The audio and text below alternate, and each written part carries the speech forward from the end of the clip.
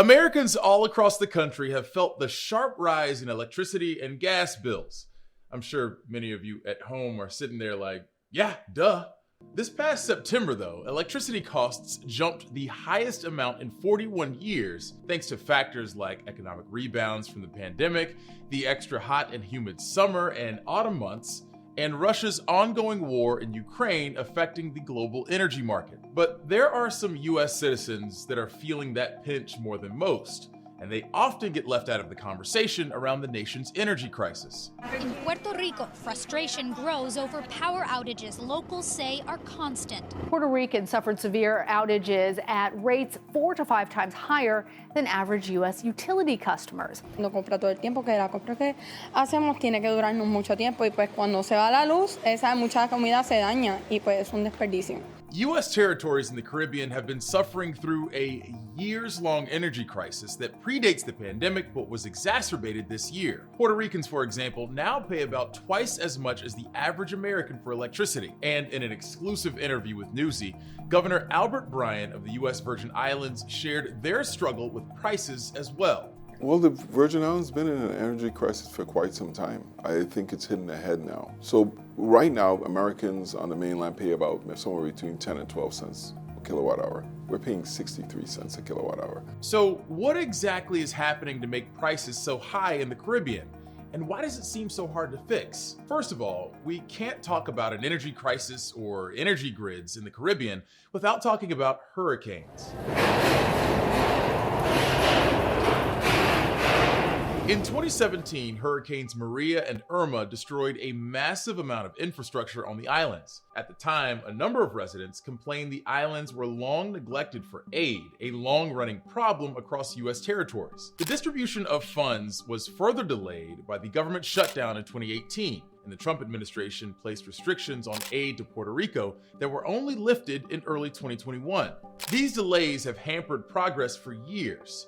3 years after the storms hit, thousands of residents were still living under temporary blue tarps, waiting for their roofs to be fixed. In Puerto Rico, the private energy company Luma only broke ground on its first FEMA-funded project just this past summer, half a decade after Maria and Irma ravaged the island. Let's remember, we're not just talking about some minor inconveniences here. These storms killed thousands and left thousands more without power or water for months, which increased the death toll even more. Eventually, the federal government earmarked about $65 billion for disaster relief and to rebuild the electrical infrastructures in Puerto Rico, but only $20 billion of that has been paid out. And many of the fixes have been criticized for being temporary or poorly constructed. Thanks to bureaucratic red tape and the mix of private and public control over the energy grids, there are a couple of different factors behind the stagnation. Depending on who you ask, most of the blame rests on several groups, from FEMA to the HUD to Luma. We have $2 billion of HUD funds that's sitting there. We still have some ARPA funds. But the technicalities around using money that you have to address the most serious problems are the things that I'm up here in Washington to explain to our representatives. And don't get me wrong, we've gotten a lot of money, but now we need the flexibility in order to use that money. So a lot of the aid is being held up, leaving the islands still recovering from year-old storms and trying to prepare for the next ones. Another huge factor to consider is that natural gas and petrol still generate the vast majority of electricity in the region, up to about 80% in Puerto Rico. And that's all dependent on imports, which drives up prices to begin with.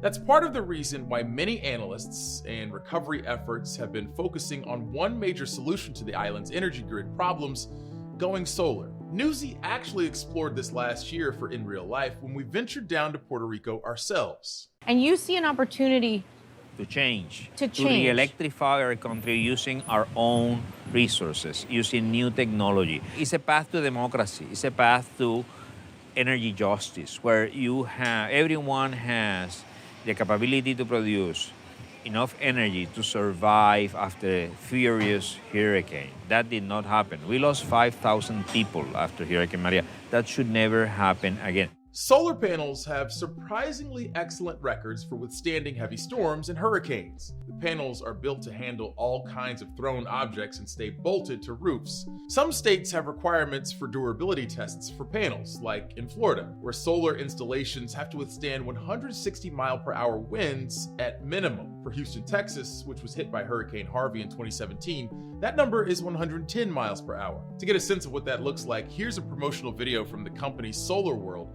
simulating hail as a durability test. Outside of simulations, solar panels seem to perform pretty well. After Hurricane Sandy in 2012, one assessment report from solar panel companies in New Jersey found barely any panels ended up needing much repairs. Hurricane Florence in 2018 shut down some fossil fuel plants in North Carolina for weeks. Solar panels were able to come back online just a day after the storm.